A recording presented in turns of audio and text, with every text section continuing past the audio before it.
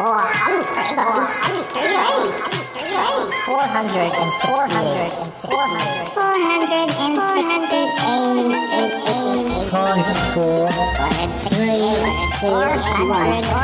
it's the Shy Life podcast. Yes, but it's a positive thing, Paul. The High Life, the Shy Life. You won't find a cast of characters like this everywhere. Hello, Paul. Delicious. This particular episode of the Shy Life is a little more abstract than usual. Okay, it looks like the hairy guy is ready to record. 3, 2, 1. Go Shy Yeti. Oh, I hope he hasn't found out my secret. Do you think he has? Hello and welcome to yet another episode of the Shy Life podcast with me, Paul the Shy Yeti. How are you doing? Oh, I'm all right. Hey, look, I'm always saying that it's the Shy Life podcast with me, Paul the Shy Yeti, and yes, I am here, but this particular episode, Nick is back and he's taking over the show. He's got his sister Jenny and his brother-in-law Cliff, not to mention his wife Ali. And, well, I think they're talking about films this time, but, well, I haven't listened to the file yet. Last time we talked to them, we talked about music, and I did the same thing. I'd not heard the file. I just sat there and listened. There was no need to edit anything, so it's a bit of a treat for me too. So we're going to run the theme music, and when we come back, Nick will be here, and yeah, well, we'll have a listen, and we'll see what they've got to say. All right, run that theme music, and I'll be back at the end to say goodbye.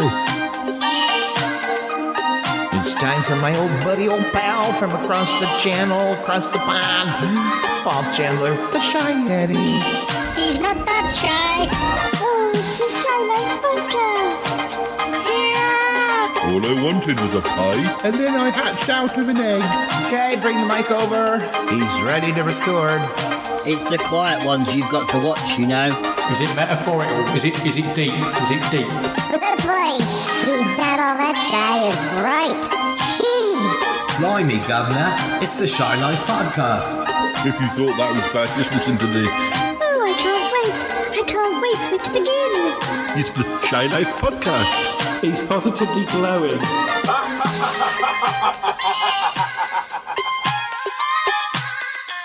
Here we are with the Shy Life podcast with Jenny Barker. Hi. And Cliff Barker. Oh, hello. And Ali. So what? Do you fancy joining in? Yeah, well, Yeah. And I've been asked by Paul to ask you about your favourite films, but I understand there's a bit of a twist here. Right, yeah, I'm not a big fan of films. I know this probably shock a lot of your listeners, but there's a handful of films I really love. Billy Elliot, The Full Monty, and a recent film called Yesterday. But generally, I don't like going to the cinema because I like watching films. If I do watch it, they tend to go on too long, and I tend to fall asleep. I suffer from narcolepsy. If I go to the cinema, I'll be snoring by fairly soon, and I can't take my knitting to a film. So it's too loud. It's too much of a hassle going to a cinema to watch a film. But there are one or two films I do like. Yeah. Over to you. Oh, Films. Oh, that'd be my wine you're drinking. Thank you very much. Films. Memories of the cinema. I can remember many moons ago. Oh gosh.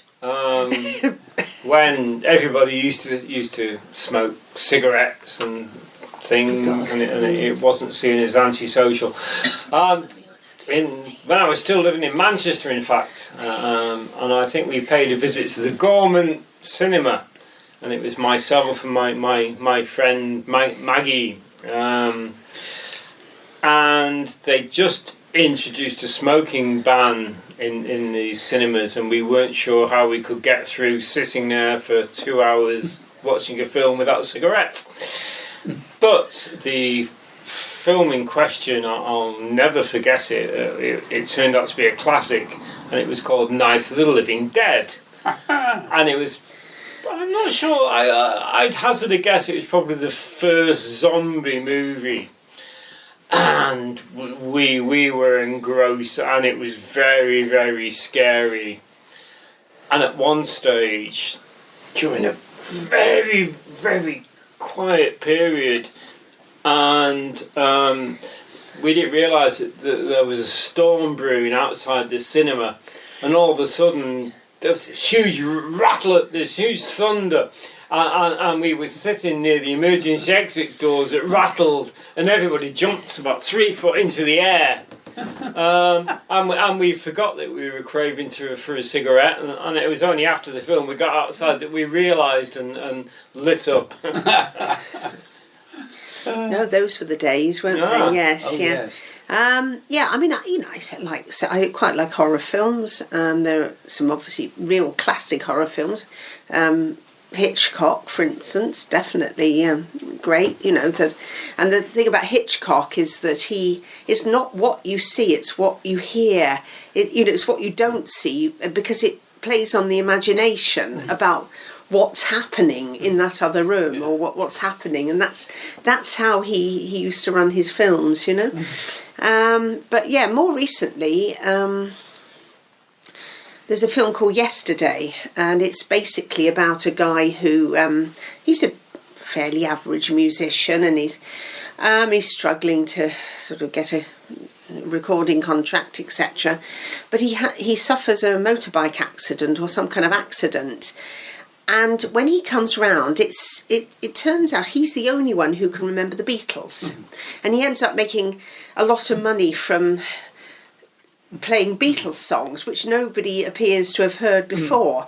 So it's a kind of alternative universe, and other things like they'd never heard of Harry Potter and various other things, and it's just a very entertaining film. Going back to what you were saying about the length of films, yes, even 20 years ago, yes, when Al and I used to go to the cinema quite regularly, do you remember we saw the first Harry Potter and we saw the first Lord of the Rings, and yes. I think we're still there. Yeah. Yes.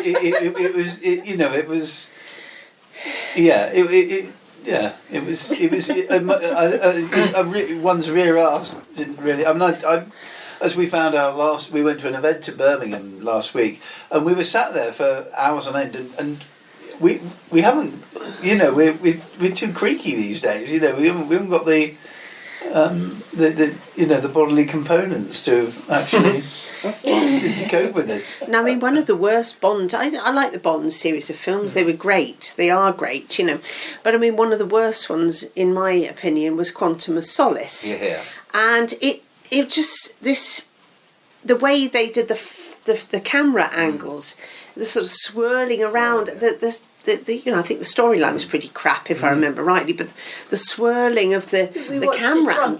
We did, yes. Camera angles just made us feel a bit woozy, didn't it? It was just a rubbish film, wasn't it? Yes. Yeah, it made you feel a bit sort of woozy, dizzy. yeah. I mean, I like the Wallace and Gromit films. They're great as well, but but they're probably not too long, actually. They're probably quite. And with the Wallace and Gromit, there's a lot of detail in the films. Yes. You've got a picture of his ancestor. Yes. Up in there, and he's reading Aop rather than Hello magazine, and there's wonderful touches like that make it really good, But no, I know what you mean with contest. At the time, I would just finish putting together a film I'd worked on 5 years before, and I was about to turn 40, so it was all the kind of the 40 kind of anniversary and that. Yeah. And I never quite got myself together to go and see Quantum. Because I've seen Casino Royale, and I try and get to see the Bonds if I can at cinema. But we saw it a couple of years after. It was your cousin brought it round because she fancied the arse of Daniel Craig, and she saw it as a respectable Bourne movie. Yes, I know we'd had a bit to drink, but we didn't really think it was up to it. No. Yeah, not up to the standard. Apparently, one thing about that was there was a writer's strike or something like that, and they kind of had to really cobble together the script a bit, and I think it shows. But the last time we went to the cinema was last time together we went to the cinema was Skyfall. Yes, yeah. with Daniel Craig. It was a Bond film. Oh yeah, with Albert Finney Yeah, was last role. his old gamekeeper. Yes. yeah, his last ever role. wasn't it? What about you? Would you have a favourite film that you've seen at the cinema? Well, I suppose I saw Living Daylights at cinema, but by the time we actually got in there, because it was at Salisbury Cinema, and none of us were able to do steps, and Steve Hazard, God bless him, Steps as in the pop group no, Steps. no, we're talking the 80s. And the only reason I wanted to go and see it was because Aha was singing, the Living Daylights theme. And everyone had told me that it was, better if you saw it in the cinema, and Steve at the time had his legs in calipers and 2 sticks, so he could actually put me on his back and still walk in with his calipers and 2 sticks. So, but did you enjoy the film? Well, I don't really remember much of it because by the time I got in there, I was tired. By the time we got through the I expect Steve was even more tired, really. Steve can still outdo me. God love him. He can still outdo me, and he's had, or you name it, he's had it. Bless him. The only thing that I remember is all of us disagreeing that you couldn't actually jump on a cello case and ski down a mountain without the cello case falling apart. Which film was that? Living Daylights. Oh, Yeah, right. but I've not wouldn't seen you that say one. the whole Bond franchise Oh is yeah, based but upon at the time we were, ridiculous stuff? we were sort of going, you ain't going to do it. But I remember I saw Living Daylights at the cinema as well, so I could have been there. Yeah, but the thing, the other thing that the males in our group, it was part of the riding camp as well. The males in our group were saying that that the girl he ends up with wasn't the most attractive in the film. So you're going, no, Bond, don't go after that one. The other one's better looking. What, Julie T. Wallace? Oh yeah.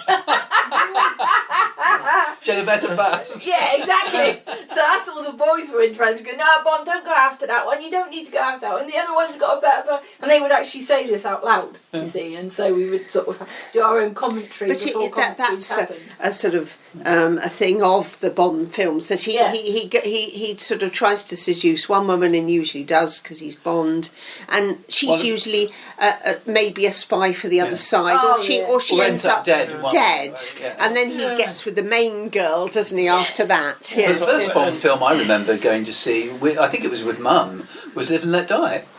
And it was. Oh really? There was quite, there's voodoo, violence, all that. I was only 5. I think that's the first. That's she actually had no censorship. that's actually probably the first Bond film I went to the pictures to see, and I was about 13. Yeah, you were. But I took you to see. Nobody Does It Better. You took me to see 2 actually. Yes, did I? You took me to see Man with the Golden Gun. Yeah. In '74, and because I remember you laughing at Britt Eklund's bum hitting the laser control. Well, I always laugh at Britt Eklund's bum. Yes, There's nothing to snigger at, I feel. Well, no, she had a bum double in with the man. Yeah. She actually had a bum double. Yeah, because at one get point over yourself. At one point she's flat against the wall, sort of trying to. At this stage, for the benefit of the tape, I must emphasise that Ali's gesticulating with her hands, style of Tales making of the figures of Unexpected. 8. And she actually had a body double for that. For that scene. Well, giving away my age here, I must admit that the first Bond film I saw was the first one, which my mum took me to see. There we are. I think was Doctor No. Yes, Doctor No was the which first was an one. excellent With film. First disabled baddie with attitude. Well, With Ursula Undress. Ursula Undress. Ursula Undress coming out of the sea. Yes, singing and humming. Yeah. These days, Bond girls just come out. My favourite Bond film, I think, was Goldfinger. It's a great. Oh, Donald Pleasance, your lookalike. My yes. lookalike. Our Cliff's Donald best friend Pleasance. reckons Cliff looks like Donald Pleasance. Oh, Yeah. well, we Especially in The Great Escape, where I'm sort of looking to try and pick up a sixpence off the floor. Well, that's a different film. But I thought it was the fact you're stroking a white cat. Oh, that was and saying, Bond. That was Bond. I expect you to contract. die, Mr. Bond. I know, But I've started, so I'll finish. Sorry, I've pressed sorry. my point. Sorry. But Sorry, dear. with Goldfinger, I think my favourite scene is when Bond is strapped up, legs akimbo, with the laser beam slowly creeping towards his more sensitive part, shall we say? And Connery shouts out, very well. What do you know? I think you expect me to talk, Goldfinger. And Goldfinger replies, "No, I expect you to die, Mr. Bond." It's classic, Classic. absolutely classic. It's a great crack, Goldfinger. I must admit. Crack. It's crack. It's a good crack. It's a good crack. It's an Irish expression, I know, Jen. yes, I do. I'm aware of it. Yeah. But no, I remember Not you spelled took. CRACK. Yeah, but back in '77, you did take me to see Spy Who Loved Me, whilst Mum recorded Doctor Who. I think I missed Mr. Doctor Who. God, there's a memory in The the sacrifice of your mate. But yeah, Blimey, there's a in the old video recorders in those days. No. wasn't I think actually, in actual fact, we didn't think to actually record it on tape. So I think she just wrote down everything that happened. What, the synopsis of the Doctor Yeah, Who that you that's watched? what we did back then. That's those were the days. Yeah. Those were the She watched days. it and wrote down the synopsis. Fair play. That's dedication. Yes, to mother, great to isn't love. it? Are we Yes. allowed to talk about favourite films? Oh, Yeah, let's do I crack on. just remembered Yes. what my favourite film is, really, which was Stanley Kubrick 2001, A Space Odyssey, classic, based on the yes. Arthur C. Clarke book. Yes, yeah. And I can remember myself and my friend Mike in Manchester at the time. I can't remember which cinema. Could have been the Apollo or whatever. We in the don't know town those centre. anyway, so don't worry. Oh, okay. We're soft southerners. And it seems to be sort of related to my last sort of reflection of going to the films in relating to cigarette smoking. And this period, you were allowed to smoke in the cinema. I don't think you were allowed to smoke joints, but we did. So I remember we had a couple of very strong joints, and we really got into this very intense film, and and we got through the space station, and we got through HAL, the computer kicking off, and then we ended up with the really sort of mind-blowing scene, which I can't really remember it well enough to put into context now. I'm not surprised if you was. Well, I was going up the crust at the time. but it was an amazing shot of the Earth from outer space. And then there was this vision of this new life, this baby that was born, with the theme tune for also Spriggs Zarathustra, I think it's called. Also by Strauss. Zarathustra. That as well. By That one as well. Richard Strauss. Richard Strauss. Yes. Strauss. Yeah. Richard And Strauss. And this music, blared out, and you were left with this amazing, huge picture on the screen, and then the curtains closed. And like me and my friend Mike were just sitting there, and we were just blown away. We were just staring into space, and all of a sudden, these two women behind us, one said to the other, "God, what was that about? That was a load of bloody rubbish, wasn't it?" Woo! Why did they have Monty Python voices? They just did. Everyone did, Manchester. And all of a sudden, we were just grounded again. Yeah. There we go. Now, a little known fact of an actor who appeared in 2001 An actor. Right, was okay. Leonard Rossiter. Yes. So if anybody has, he goes on a quiz show and they ask for, any actors who appeared in 2001. Brendan Brendan Rossiter. Rossiter's one of them. So. Yes, Miss Jones. I was in 2001: The Space Odyssey. Yes, right.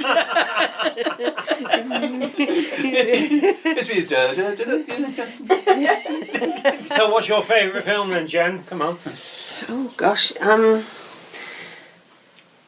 Oh, suppose okay. What instead of your favourite? What's one that you've seen more than 10 times? Oh, probably Billy Elliot. Yeah. I absolutely adore Billy. I like the films that are a bit like the Full Monty. Billy Elliot is ordinary see people why you like the trying money. to strive against the odds. You just yes? like to boogie, don't you? What? I like to boogie. Jitterbug boogie. Yeah, that's an amazing scene. Yeah. But yes, I like films where the ordinary man's trying to strive against adversity. And, you know, got Billy Elliot, this young lad who's absolutely obsessed with... I love dancing as well. You might have noticed. Oh, yes. But, you know, the idea that he comes from this really rough... Yorkshire or somewhere, you know, a town, and you know, doing the miners' strikes, and yet he just wants to dance, and he has to dance, and he does dance, and it's just a lovely, and the music's amazing. It all comes back to the music with me, doesn't it? But the music's amazing. The wonderful scene with him and Julie Walters as the teacher, the dance teacher, and they dance to "We Love to Boogie" by T-Rex. What was yours then, Nick? Oh, I mean, I've said this on Yeti. Yeah. Actually, all my favourite movies I didn't actually see at the cinema. No, I don't. No, I don't think I saw Billy Elliot at the cinema. No. My favourite movie is Sleuth, the Laurence Olivier, Michael Caine version. Right, yeah. I mean, it's just class in every department. Yeah, the music, the script, the acting. A lovely set by Ken Adams, who did all the Bond films. Well, not all of them, but you know, Yeah, but all a the lot, classics. a lot of it was Athelhampton House. No? Yeah, and it's just a witty, engaging. It transfers to the screen so brilliantly, and things like the Signed Adventure, the 39 Steps, the Robert Powell version, and what else? Some of the as the ones we've seen in the last 20 years. Actually, at the cinema, Venus with Peter O'Toole. That was a very special film, very brave. A lot to do with. Well, it was all about kind of sexual attraction at a in later years. The fact that it doesn't go away, you know, and it was a very brave movie that. And you were talking about knowing things for quiz things. That one, I think Venus actually came up on a quiz show because it was the first time Leslie Phillips had won an American Film Award, and he got it wasn't an Oscar, but he got an LGBT award for best gay man in a supporting role. I've never heard of the film at all. I'm not familiar with it. It's actually starred. It was the screen debut of Jodie Whittaker, who's now Doctor Who. Okay. And it's all about an actor who's in his dotage, played by Peter O'Toole, who.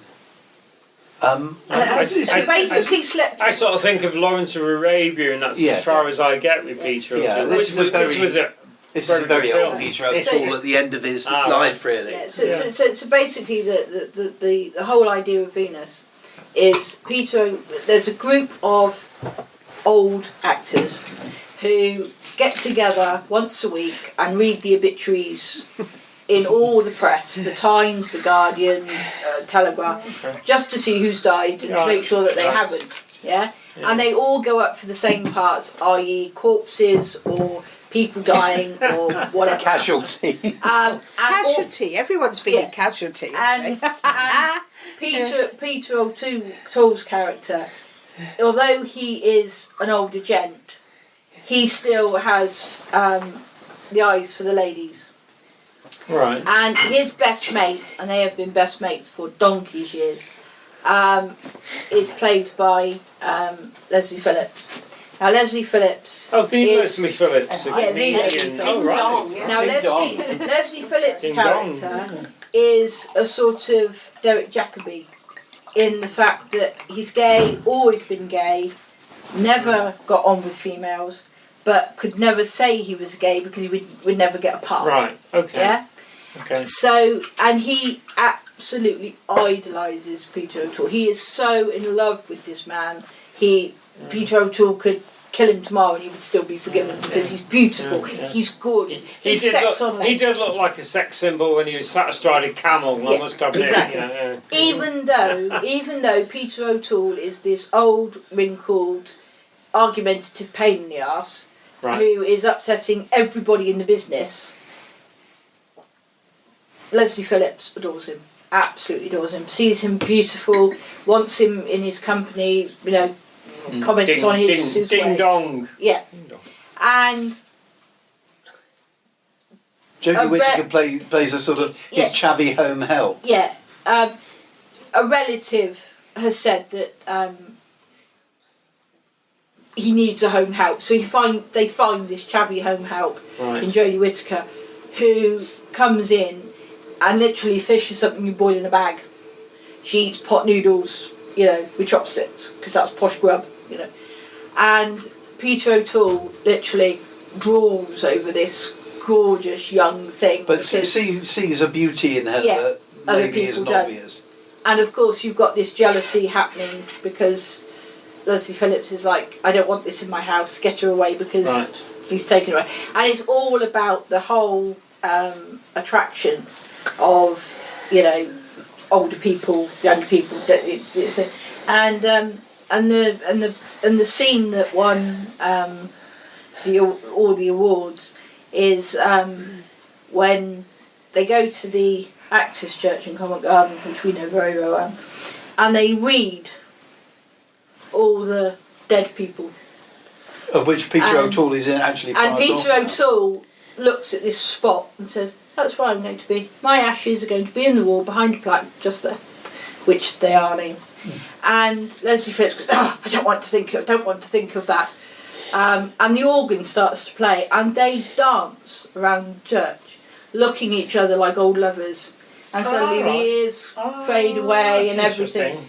And Peter O'Toole suddenly realises that actually the only person in his whole life that he can live with, can get on with, and can actually understand him is another guy. And he's like, no, this can't be. Well, I think that's the crux of the story. The crux of the story is... And so he goes back to the wife that he got rid of because she was getting old, and that's played by Vanessa Redgrave, which is fantastic.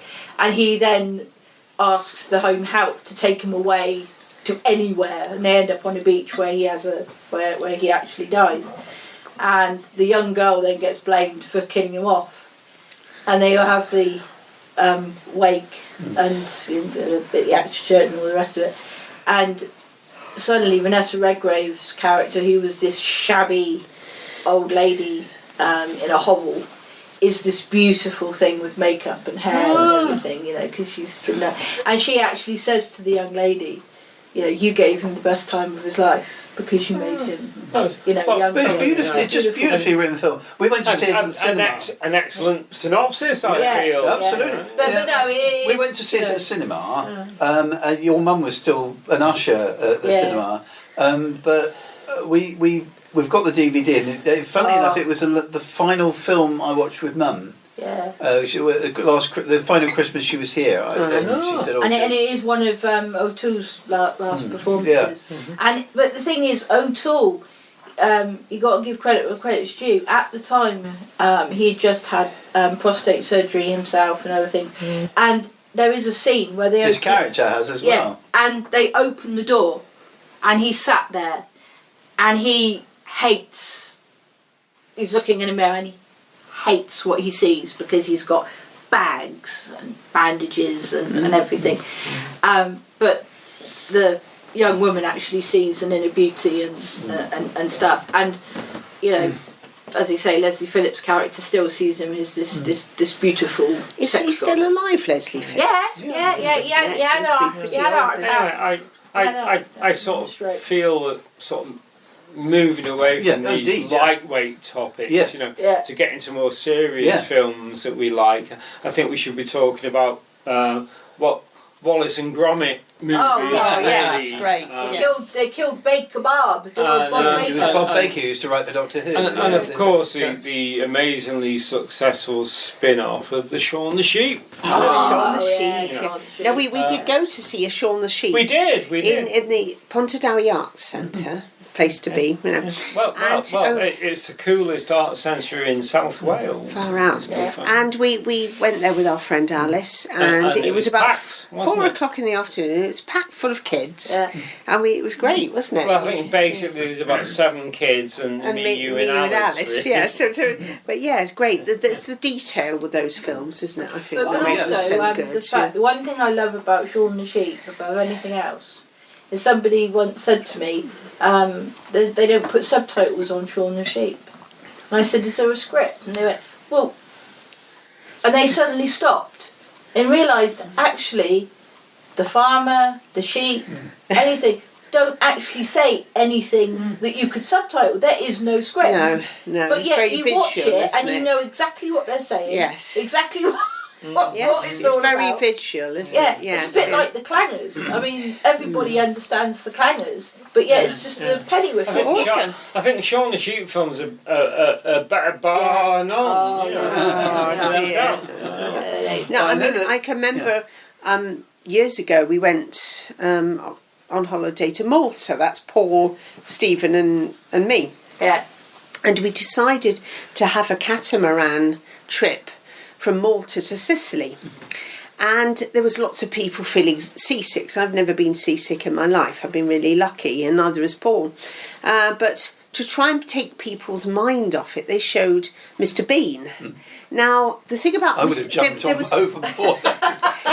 Yeah, but the thing about Mr. Bean is that there was I think there was about 13 different nationalities on that trip, and it's very visual. So there was no need for subtitles or anything. No. So that's why they showed Mr. Bean. You know, so But whether you like him or not, it's very visual. Yeah, oh, isn't yeah. it? You know, so As I say, the main thing with the Shaun the Sheep and that is the fact that it has no dialogue in it at all. Yes, no, it doesn't. No. A few noises and that sort of thing. And you know the sort of main shepherd stroke farm worker or whatever is a real grumpy. Well, I don't want to be here. He reminds us very much of our friend Alice's partner, Di. He's like that, you know. Looks like Di. He doesn't enjoy what he does. No, he doesn't like his world. Yeah. The dog is this sort of attitude, pain in the backside, who thinks that, you know, he owns and runs the shop. Yes, that's right. Yes, but actually is really manipulated and controlled by, you know, the sheep right the way through. Yes, and, yeah. But all the sheep want to do is a very sort of basic, we want to have fun. And I think that's why everybody loves it, because all the sheep want to do and all the sheep want to achieve is to have fun. Yeah. I do. Going back to Wallace and Gromit, one of the nice things from my point of view is my friend Graham, who is an artist, professional artist, and he did a lot of the. He's done sort of technical manuals and all sorts of stuff about some of the Jerry Anderson series. When Thunderbirds became big again, he did all the. He got loads of work on the back of that because he's very involved in the Anderson stuff. So, well, when Thunderbirds would go. Yes, the Thunderbirds were Rego in the 90s, and I used to go to Bristol and have lunch with him, and on my days off, and we used to walk into toy shops, and he would check whether his artwork was on the lunch boxes and things like that. So I might got paid for that. But the thing is, because Wallace and Gromit is Bristol based. Yes, and of course it's got a lot of, as you say, a lot of detail, a lot of technical detail. Oh, it's of all the gadgets that Wallace has created. It's from it also. You could watch it several times to spot his ancestor on the wall or the magazines. Right. There's loads of detail. And because it's immensely popular, he then got work doing technical manuals of Wallace and Gromit. The exact mechanism of what makes him tip down or whatever. Yes, and things like that. yes. So he got a lot of work on the back of. Yeah, because he was saying that he was actually asked to do something like the old-fashioned Haynes manuals for cars, but for the Wallace and Gromit Wallace's invention. gadgets. and then Wonderful, inventions. yes. But he actually went to Aardman and said, well, where do I start with this? And they went, well, this is the model. Let's just take the model apart. And they literally took the model apart and he was making the sketches and then put it back together and he was making the sketches and the manual was born. But he said he actually looked at them and went, I don't know where to begin with this, and I've been technical drawing for Yes. he blew up Salisbury because he used to work for the Salisbury Journal. He used to Salisbury based. He used to live around the corner. He blew up Salisbury. Well, effectively, because he did a picture strip in the Salisbury Journal, and he did a War of the Worlds. But in Salisbury. But with Salisbury, he actually blew up fighting machines marching over Salisbury. And knocking the cathedral into. He actually blew up the maltings before it caught fire. And had the rays blowing up the cathedral and started the sort of. There are some people that still use the phrase "the heap of rubble in the close." Because they remember Graham Bleethman's comic strip where he turned the cathedral into a heap of rubble. But although he's been out in Bristol 30 years now, but he's still very fond of Salisbury, obviously, because that's where he grew up. And he'll pop up on various sites and say, "Oh, I remember this." But no, he's done very well out of Wallace and Gromit. So. Well, yeah, but as he said, he never thought that.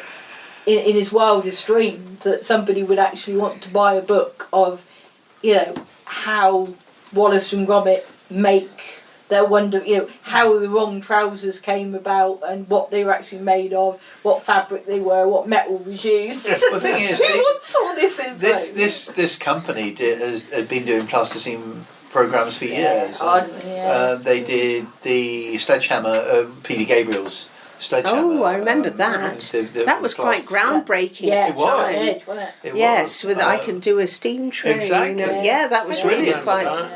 You didn't didn't see many videos, did you, back in the day? I didn't get out much. That was quite sort of. I think I was raising children in those days. You were, and mine were teenagers. No, they weren't. They weren't actually teenagers. And also, that was amazing. Aardman and Morph of.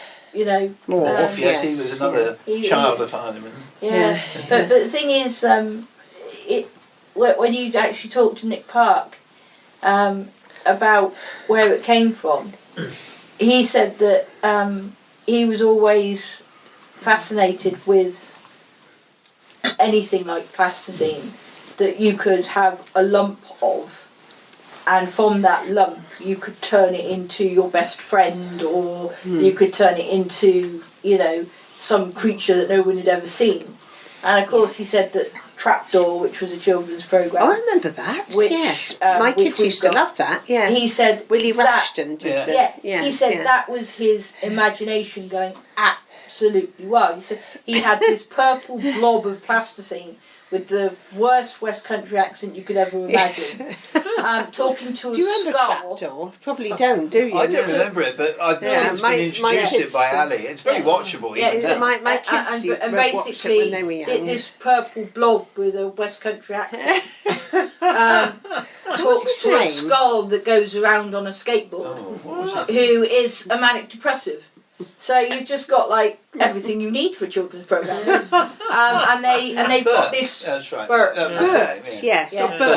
Burke. That's right. And he's got this. He cooks slime and worms and everything for this creature that's upstairs that you never see. No, yeah. But every time he goes upstairs to the master or whatever, you hear the voice going, "Oh, I'll burst that for you, my sir, I'll do that for you." And suddenly he comes back covered in goo and he goes, "Oh, that was a big one I had to burst today." And it's like, so again, it's feeding imagination. Yeah, but it's also this thing, what I was saying before about horror is that it's what you don't see is far scarier than what you do see. And isn't the, it? You the know? whole idea is Yeah. that whatever you do in this world, you never open the trapdoor because you don't know what's living down there. Don't you and dare suddenly open that these, trapdoor. Yeah. You're a fool if you dare. Yeah, There's something and these, down suddenly there. these things would come out of Yes, nowhere, yes, yeah. and he would sort of put them in a Yeah. stew, and they would jump out, and he goes, "Don't do that! You're on the main course," and he'd sort of throw them back in. Suddenly, it's sort of like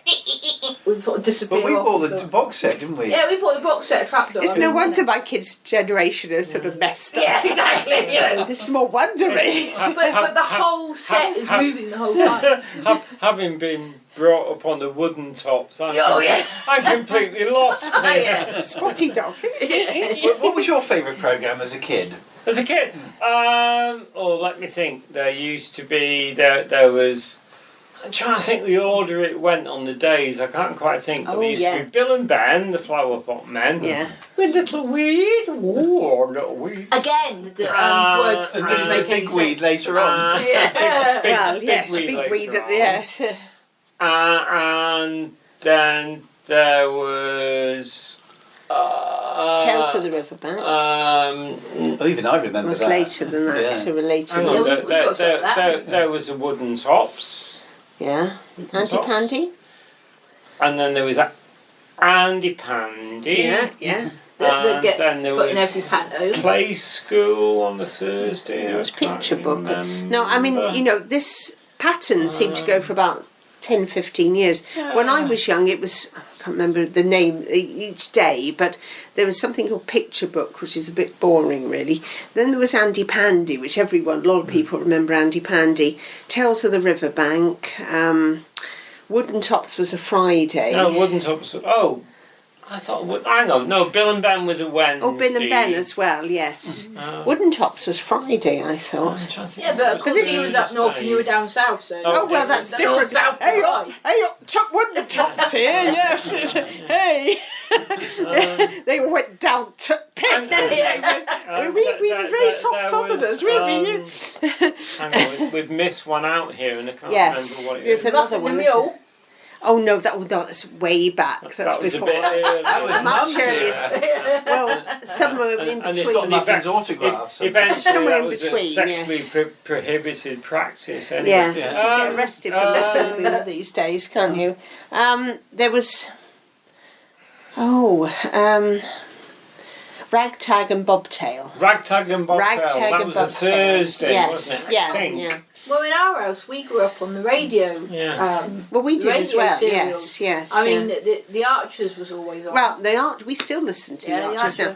Clitheroe that- Kid was always on. I don't remember Little that. Kid- I remember the Clitheroe Clitheroe Kid. No, Clitheroe. You Yeah. talking the light Gosh. programme at the Well, yeah, weekends, 3 yeah, o'clock in the afternoon. yeah. Clitheroe Kid, Kid. Steptoe Yeah, and Steptoe. Son, Navy Lark. Navy Lark. We heard that the other day. That was Yeah, our yeah. was our TV. Radio back in our 4 day. Extra Yeah, actually yeah. put some of these Yeah. old radio, But but we listened to the we've Navy actually Lark a couple drifted of away days from the ago. topic of the conversation, Which which is your- is films. Well, films, Films. TV, you know, TV it's very stuff, fluid. yes, yeah. Yeah, Now, okay. for several years, these programs, Watch with the Mother, around 1:30 in the afternoon, Yeah. were on. And Cliff, remember, you still remember the I Andy still watch Pandy, with Mother, yes. that sort of thing. Andy was still knocking around when I was a kid.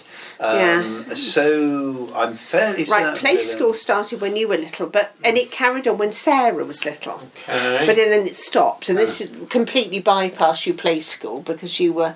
But then You know. Brian Cant was the voice of my childhood. Yes, Brian yeah, Play Cant's School. voice Yes. was on everything. Play School And Bernard and Cribbins. And Bernie Cribbins. Bernie Bernie Cribbins or Cribbins, yeah, Brian Cant's yeah, voice. That Brian was Cant childhood. was Play School and Cambric Green and Yeah. Trumpton Yeah. and Shigley, Shigley. Which is which when we'll you be were on little, to. yes. Which And is later on. now that's a sort of bypassed you a little bit because it's Little before bit. your kids, but Little bit. after you were a child. Yeah. But we're Bagpuss. Right, yeah, Finger that Bob. was. Finger Yeah, Bob. this is Finger Bobs your was generation now. kind of creepy though. Yes, I thought it was a bit creepy. Sometimes it's yes. called Finger Mouse, which is a bit dodgy. Yeah, but there was just something about that dude with Yes. the He was- hair. And Guy, the he bald looks like head the master at the He time. was really hippie guy. He Yeah. looks was a like bit- Roger Delgado who played the master. He had a kind of American accent. He was a bit Yeah. a bit creepy. But wasn't he? then saying that, there used to be that which is now crept on some of the TV channels.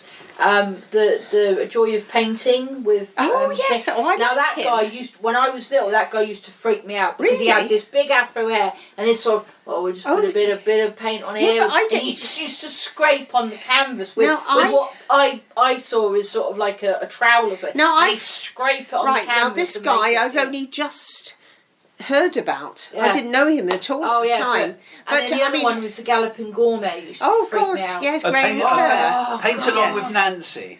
Right, I remember remember that. her, Nancy but you go back Kaminsky. to Joy of Painting. I don't remember that at all at the time. Now, Tyler got Sarah into that, and she'd done some fantastic pictures based on he his really style. Could teach it, but I just remember it no, just being free because it was just him with a massive canvas. No, I just- and he'd be going, we're just going to scrape this, and he'd get what looked like. But I find his style really soothing. I love Yeah. his voice. Oh, Really yeah, but at the time when I was soothing. growing up, Yes, like, yeah. whoa. And there's a lone little tree over here. Oh, let's give him a little friend, you know. Yeah. And it, but oh, that's that- a happy accident, you But know. yeah, it oh was like, gosh, you know. Yeah. I don't know. Freak I remember there was a liked lunchtime it, programme I in the. It must have been late remember 70s, painting on which Nancy. showed you how to make a film. You know, it showed you how to make an animated film. And this little fella that would go through the process with you. We just did this over there and click click. And he always used to I go don't remember that. and click, click. No, I don't remember that at all. And it always used to end bizarrely with a freeze of horse riding jokes, a bit like that guy who does horse riding. Thurwell. Yeah, it was very Thurwell-esque kind of with a jolly little tune. I cannot remember for the life of me what But it no, was. as I say, the only other. The Galloping Gourmet was quite unique, actually. He was quite a groundbreaker in the early 70s. yeah, but because he was just sort of. Oh, he's you know, he never stood hyperactive. still, Yes, and no, he was no. always, you know, But before that we had. Don't forget that woman. Oh God, Fanny with Craddock. Fanny and Johnny Craddock. Now, and she was horrendous. Yeah. Now you got Fanny Craddock, who was really straight, you know, really sort of And- uptight about everything, and yet then you've got the Galloping Gourmet, who's Yeah. more relaxed, and then that gave way to that guy who used to drink a lot. You know, Oh, Floyd. Oh, yeah, Floyd. yeah, yeah. Yes, yeah. Yeah, I cook Slurp here, wine yeah. and sometimes Yes. there's even some left to serve. Yes. But also with the going into like the films and with being warped as a kid, and I actually saw it out when it was on recently. Obviously, I was of the era where Christopher Lee was always the baddie, and Yes. Peter Cushing was always trying to kill him in one way or another. There was always those films where wherever you saw Peter Cushing, you could bet that Christopher Lee was going to be somewhere. And there's a Hound of the Baskervilles where Peter Cushing is playing Sherlock Holmes, and Christopher Lee is playing Baskerville. And so you've actually got Peter Cushing trying to save the life of Christopher Lee. And I must admit, whoa, it just sort of like that's about with your head when all you've ever sort of watched is one trying to kill the other because of Hammer Horror and all the rest of it. And following the horror theme, I remember the when the Thriller video came out, and you had Vincent Price doing the "Is a blood, you see blood," and a wonderful creepy voice, great. Well, you know. it's like I'm on Facebook with Victoria Price, who's his Right, daughter. okay. She does a huge amount of stuff over in this country for older actors who need a helping hand or a bit Who of her money. father's killed in one way or another in Well, films. Yeah. And she said I'm helping that actors my father's kid. she didn't actually realise who her dad was. It was just Dad. Well, I think that's common And with a lot she of people. and she isn't it? Yeah. knew Whatever that they he do. had a unusual voice. Yeah. Yeah. And he had been Egghead in Batman and that kind of thing. So she sort of thought, he's he goes off and he becomes somebody else, and that gives us a nice house and lots of treats and that sort of thing. And she said when Thriller came out and she heard his voice in Michael Jackson, it was like that. I can't like this. And he said, why? And he said, because she was like the Michael Jackson fan, even though she's a lot older. She loved Michael Jackson's music. She loved the Jackson 5. Followed his career. And it was like, this can't be happening. Here am I watching like Michael Jackson by like Musical Hero, and my dad's voice is there. This is just wrong. She said it was just like, it's that teenage thing, is it? Oh my God, this is too but too she, weird. But the thing was, she was a lot older. I mean, she she's sort of 60 plus herself, But she said it was the fact that it was on top of the pops, and it was her dad's voice over the top, and she was going, no, he can't be in a Michael Jackson film. He's my dad. Yeah, I know. Yes, she said it was suddenly so uncool. Yeah. But she said that as she got older, she sort of looked him up on Wikipedia, and she posted a lovely video on YouTube of her dad doing The Raven from Edgar Allan Poe, and he's just reading it as poetry and walking around and sort of going evermore and stuff. And she said she can only get halfway through before she's like, she's like, she said she can't actually watch it to the end because it just gets her. She's like this the whole time. Every time she sees a bird, whatever, she jumps out of the sky. She's the power of. She completely forgets it's her dad that's on there. It's just this guy going around in a smoking jacket, going evermore and stuff. But I mean, I remember the programmes that used to be on at lunchtime because I would be home, either home from school ill or at holidays or an infant school home during lunchtime, like House Party. Which was just literally several middle class old ducks, well, not even old, and the title music was just this doorbell ringing. Oh God, and it was just I do remember it was fascinating, really, because but. And there were various series then. There was Crown Court. Oh yes. And there was another one with various other things. How We Used to Live. In World at War with Laurence Olivier's now, Cliff voiceover. used to have the whole series of World at War. It's been yes, repeated but I on think he's got rid of it now. I think we gave it away to someone or something. But yes, Laurence Olivier's voice in that is really kind of. It's a bit like I see Richard Burton doing War of the Worlds. Now, nobody does the narrator like Richard Burton. That has to be Richard Burton. I saw it in Bournemouth when they had the talking head, a bit like they'd done the Wallace Monument, where they made the hologram, the face, yes, and then they put the picture of him over the top. Well, we did too. We saw him in Cardiff, and it was his hologram of his voice, face, and no one would have believed in the last years of the 90s, and it was we had it was various other people. But the thing is, it was in Bournemouth, and they said that unfortunately the 3 nights there was a few last minute casting changes and stuff, and we thought, well, we don't really give a toss. No. It's got to be Burton got sick. We didn't really narrator, didn't really care. No. And they said that there would be also perhaps some songs that you would expect to be sung live, but might be from the recording. Things like Forever Autumn and that. Please, bear with us because it was pretty brand new. But anyway, we were there, and I remember being my brother sort of going, oh well, Forever Autumn, I suppose we can listen to it in the car, same thing. And of course, when that moment happened, and we were getting to that stage, everybody was sort of ready for the recording. And Justin Hayward walked out and sang it live, and we were blown away because it was like. That's Justin Hayward there, and he's singing live. And yes, it's an older voice, but it's just as powerful as it was all those years ago. And of course, when it came to the end, Jeff Wayne and the whole orchestra stood up and everybody's clapping. Justin Hayward came up, standing ovation, everybody's going like this. And they actually did there and then. The orchestra sort of sat down and just went did and started playing Forever Autumn. And he sang it with everybody in the building. Forever singing Autumn with always them. reminds me of our last autumn at the Beaches. Yes, Because the album had just come out. I think you just got the album. I bought it for Paul. But a present, I think we probably had between us, we had a really good listen to it before. Yes, yeah. And I just remember the songs and listening to it with you in Dad's study. When it was fresh out. Yes. We saw it in Cardiff, didn't Cardiff, we? Yes. And Forever Autumn, I always remember.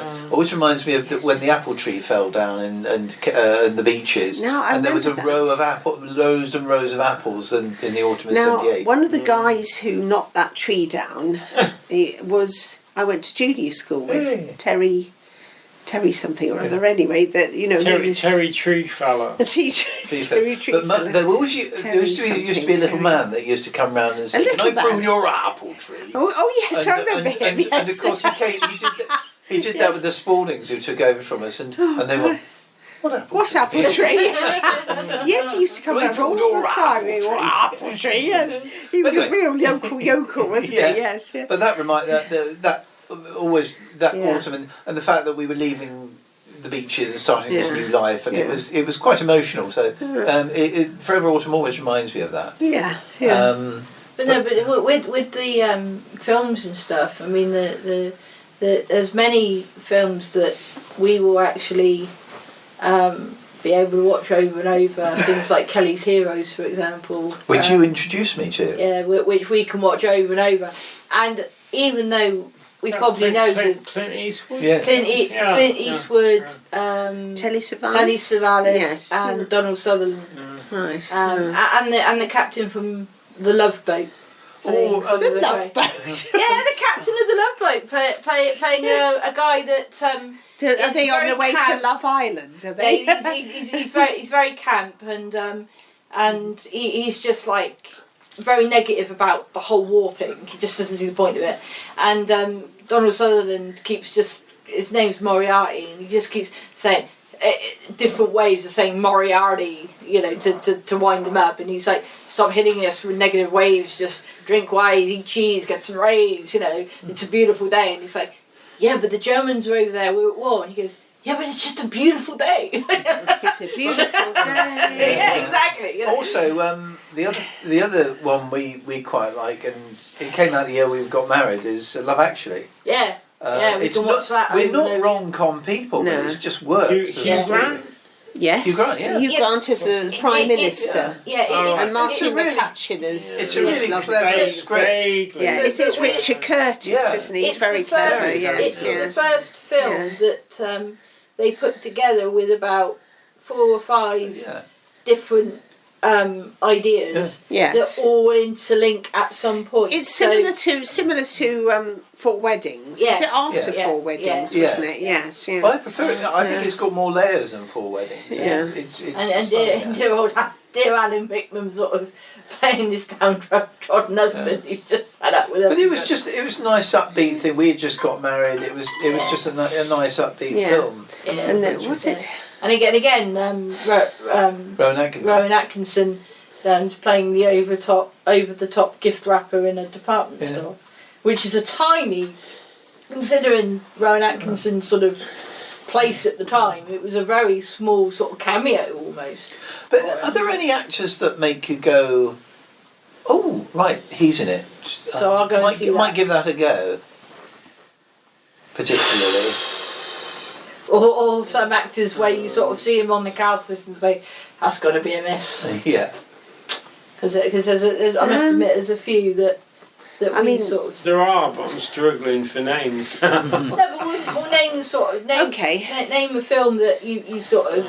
I mean, certainly Julie Walters, Victoria Wood. Oh, yeah. Yes, bless her, Victoria Wood, no longer with us, but that's, that sort of thing. Yeah, there are some sort of names that you think, well, if they put their name to it, it can't be that bad. What was that? actress I know what you we mean. were looking at the other night, and I was saying she's in lots of things. And Nicola Walker. Nicola Walker. Yes, Nicola Walker's great. She's on a lot of. She was in that thing about the.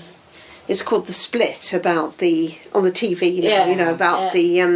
It's a divorce lawyer company, and she and her husband are drifting apart. That sort of thing, you know, and. Yeah, she's been loads. It was Scott and Bailey. There was a series called Scott and Bailey a few years ago, and it was Saran Jones, down boy. Yeah, that was Dad. Yeah, I know. I thought you liked her too. Oh, I quite like her, yes. Yes, and She actually played the TARDIS, believe it or not, in Doctor Who. She played what? The TARDIS? They had a weird story with What? Matt Smith, where the TARDIS's persona actually was sucked into this woman. Right. And she became the TARDIS. Okay. That was Saran Jones. How the heck do you? It was actually quite a that? clever story. I don't, you know. And it was Saran Jones and Leslie somebody or other, and they were a couple of police officers in Manchester, and Nicola Walker played a really messed up girl who's she witnessed her father kill, and Scott and Bailey was the series. Yes, that's right. Yes, yeah. And you know, Nicola Walker played this woman who'd witnessed as a child her father sexually abuse and bury lots of kids under the floorboards. A real sort of Fred West sort of thing, and she was totally messed up, real nutcase, you know. Because but when your mum sort of watched anything with a certain Colin in until he Colin Firth. until he got too old. Oh yes, but she played. Nicola Walker played this. She's really good as it. She really totally messed up, wasn't she? In this? And she ended up getting the chief inspector, not Scott or Paley, but their boss. And she sort of threatened it and took her to somewhere. It was really good anyway. And she's really good, isn't she? Your mum, anything with Colin Firth, and she. Yes. We took her up to London to sort of the last couple of years she was around, and there was a big picture. We passed a big picture of Colin Firth, and I said to Mum, "Oh, there you go, then, Mum. There's your She's boyfriend." too old for me. Yeah, And he goes, "Oh, I'm not not interested in him. He's too old." And He's the my same age. age as your daughter. Yes. Yeah. But no, by that time she'd upped the game with their toy boys. We did see a repeat of Pride and Prejudice, the famous series with Colin Firth coming out of the lake. You know, He's playing a gay guy now in the latest film. Yes, he is. Yeah. And he's, you know, I mean, he was a very good series, a very good production of Pride and Prejudice, wasn't it? Yeah. But no, but your mum was quite smitten on Colin, wasn't it? Mind you, she liked a lot of men. She was. But then saying that, your dad used to watch something just because a certain Absolutely. young lady was And frankly, good on him. Oh yeah. Good on him. There was. Yes. There was. I can't remember her name. But there was somebody in one of the soaps, and he was only watching it because she was in it. And as soon as the character had run its course or was gone, he didn't bother to tune in ever again because it was just because of that woman. But even after he died, you know, Mum would sit and watch a programme and say, "Oh, there you go, Bobo. There's your girlfriend." Fair play. She was very accepting of all his girlfriends. Well, to be fair, she was just as bad. Oh, but he wasn't a lot of flirts. But he wasn't as accepting of hers, was he? Really? He got quite paranoid about shoestring or whatever. Yes, Trevor Eve. She had a thing about Trevor Eve. He got really weird about it. Allegedly, he tried to grow a moustache to look like him. God's sake, get a grip. But yes, she definitely had a thing about Trevor Eve. How are we fixed on the wine? Oh, there's plenty. Just look, if you wait for Nick, you'll die of thirst. Oh right, seriously, okay. Thirst. Yeah, you no, I really mean, will. you know, going back. I mean, back in the day, you know, I know. Cheers. You know, some of the historical dramas got me interested in history. Six Wives of Henry VIII, Elizabeth R. But I think some of the more modern ones are actually better. Now, Wolf Hall, I really loved Wolf Hall recently. You know, a few years ago, and I think that was really well done. They had actual candlelight and everything in it, and it was really good. And I liked that better almost than the, for its time. I'm sure they were good, but I like I thought Wolf Hall was really good. And I'd never come across. What's his name? The guy who played Cromwell in Wolf Hall. I can't remember his name now. Mark Rylance. Yeah. Now I thought I was really impressed with him, and I'd never seen him before in anything. But he's, he's really well known in the Shakespeare Company or whatever. We had that lovely time when we took Linda Baker and your mum up to an RTF do,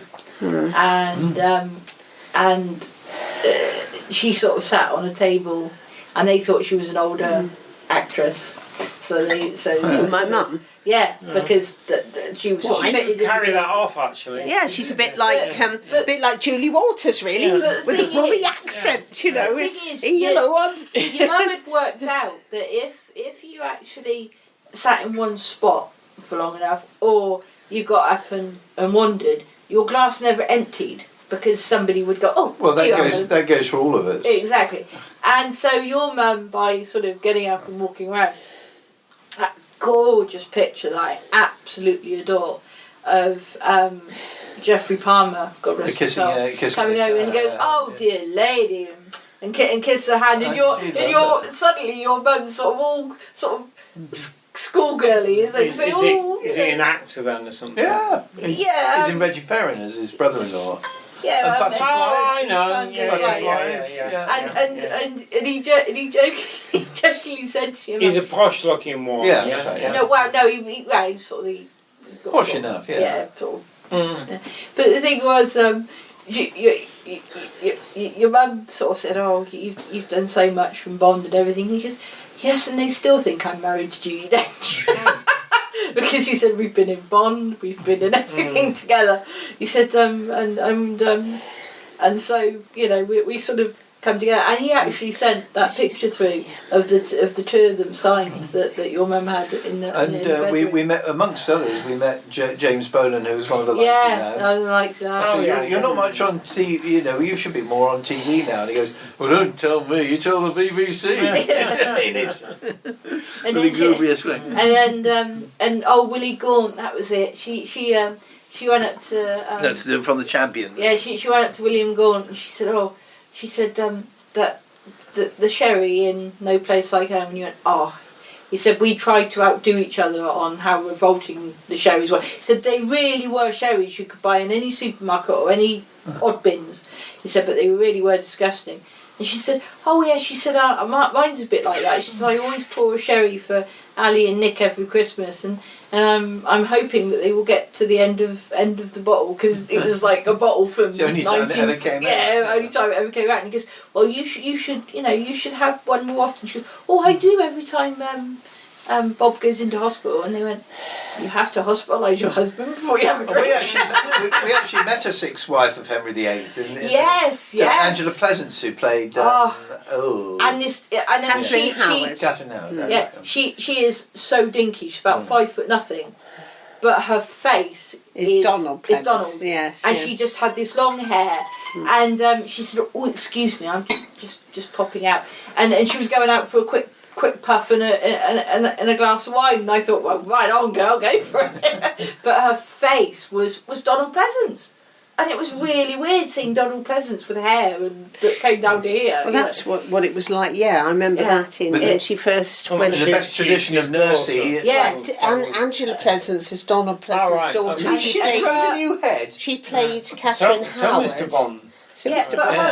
So Henry VIII, who went to die.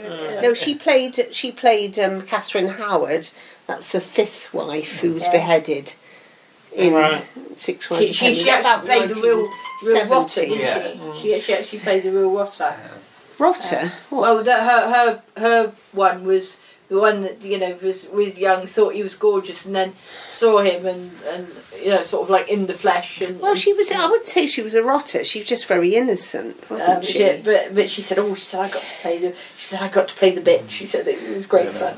I don't agree. I don't think Catherine Howard. Henry VIII would have been the rotter. Yeah, I really don't think she was. I think she was an innocent Catherine Howard. I don't think she was a rotter by any stretch. With a twinkle in her eye. I mean, she threatens to do her sister in? I mean, Who? Catherine Yes, Howard. in the Who's series, sister?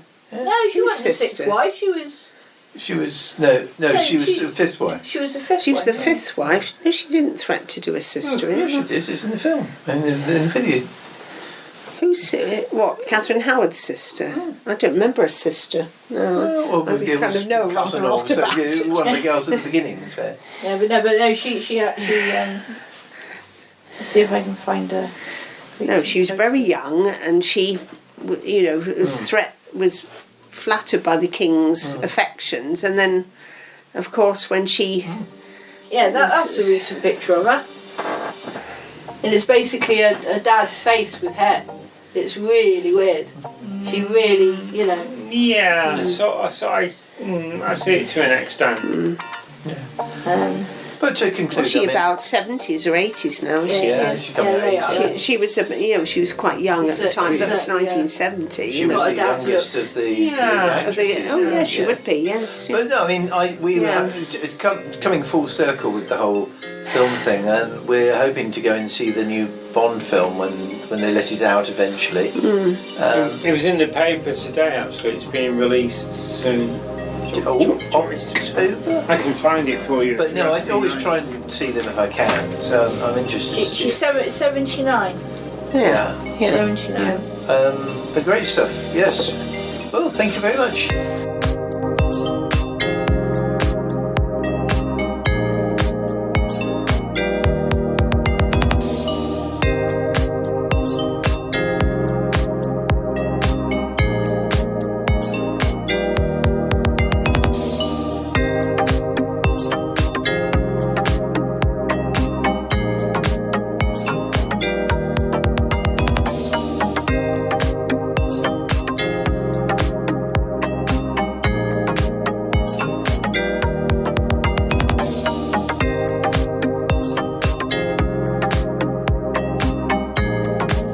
Well, listeners, that's all we've got time for. I hope you enjoyed Nick's takeover of the Shy Life podcast this episode.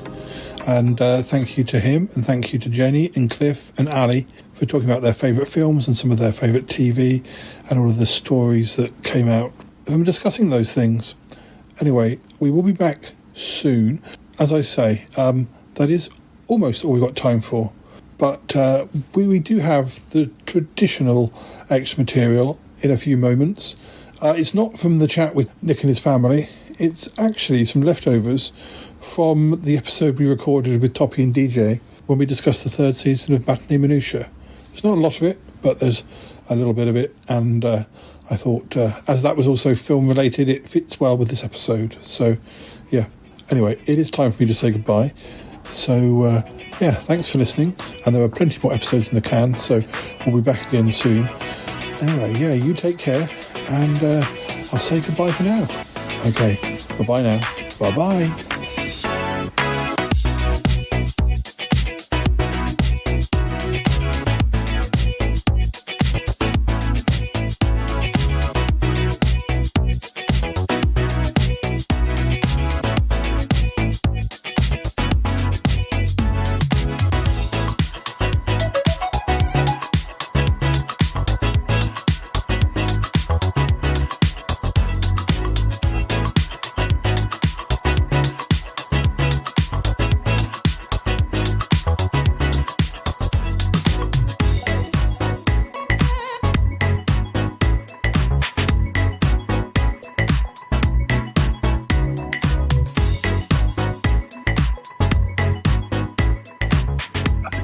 There, unless you've got anything else to say. I think that's good.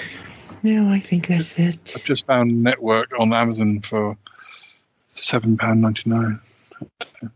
Lordy. That's a digital version. Whether I want to buy a DVD version, I don't know. I don't know. I'm buying more things on digital if I only sort of, I want to see it, but do it. If it's for £2 or £3, then you can always buy it on the DVD again later if you decide you want to have another copy. There is a film that you might enjoy, Paul, that it's animated. We actually have a small assortment of films that we are searching out, hubby and I, and it's a film studio. I think it might be a UK film studio called Vivo, And the terrible thing is that on this side of the Atlantic, the Mouse House, Mr. Walt Disney's company, wants you to think that there's no other animation studio in existence that's comparable. But you have all these independent companies that don't even get to see the light of day when they try to cross over into the markets here. And there's some perfectly wonderful films that you probably, you've watched them and you assume, this is a good movie, but I didn't even get to see. So, there's this one, if you look up on IMDb, I think it's just called Monster Family. And it's just a modern family who all has their day-to-day doldrums. And they decide to go to a party one night, and they're dressed up as all these monsters, but they're so what's the word? They're so unhappy in their lives that they can't get along for even just going to go to a party. So anyways, the story involves them running across a witch in an alley, and she decides to take it out on them because they're so annoying and that they can't get along. So she turns them into turns them really into the monsters that they're dressed as. And for one night, they have to learn to live and to get along. But I think, if I'm not mistaken, I think Jennifer Saunders might do a voice on this.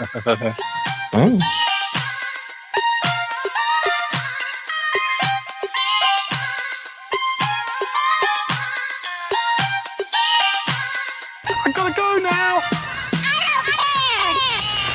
Bye. Gotta go. Bye. Goodbye, goodbye, goodbye, goodbye, goodbye, goodbye. This show is part of the Pride 48 network.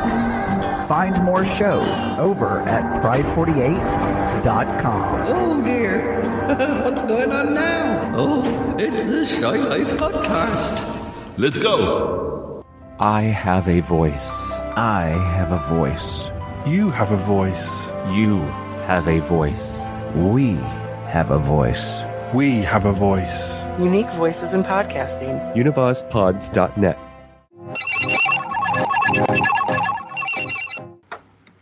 But, you can't get it here. We find these things here in discount stores because they don't see the light of day. And, of course, my husband wants to have the latest and greatest. And it's 3D Blu-ray. And, of course, here in the States, that's all but disappeared because they want you to believe that the next best thing is 4K and 8K and whatever K.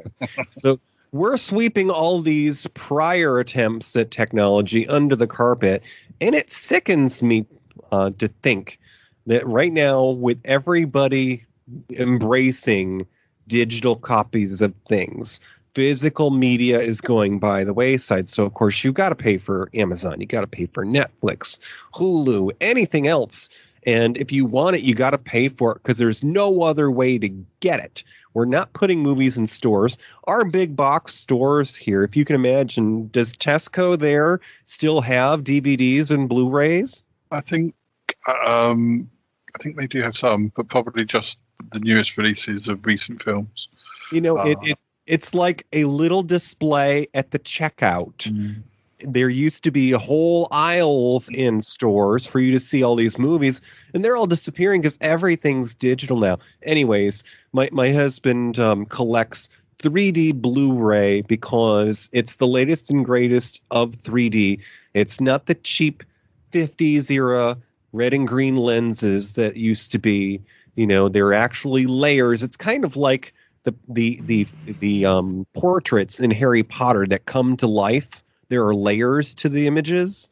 So it's not about the crappy low budget Jaws movie where the fish jumps in your face. I went to the movie theater to see Jaws 3D, and what a joke. The thing is, people who make films, they can't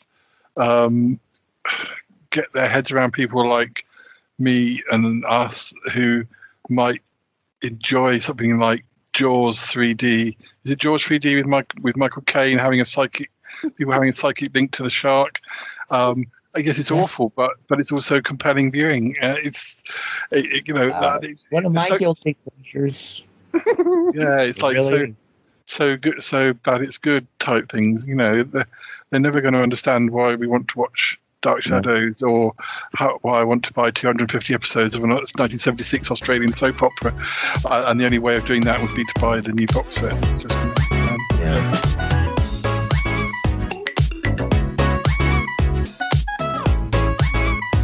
Oh my God, there's nothing I like better is when another new episode of the Shy Life Podcast comes out.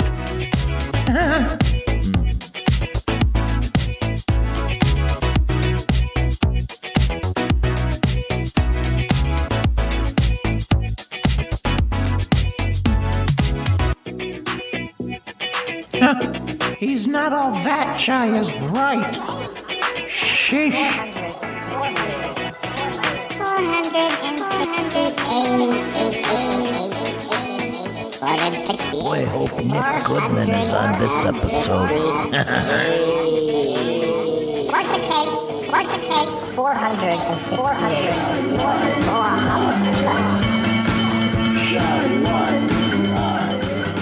Oh, okay, yes. Night.